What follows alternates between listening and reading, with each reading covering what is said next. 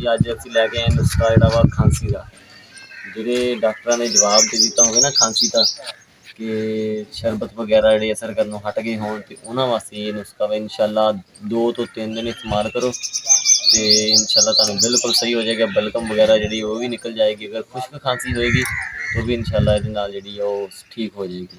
ਜਾਂ ਨੁਸਖਾ ਜਿਹੜਾ ਵਾ ਨੋਟ ਕਰ ਲਓ।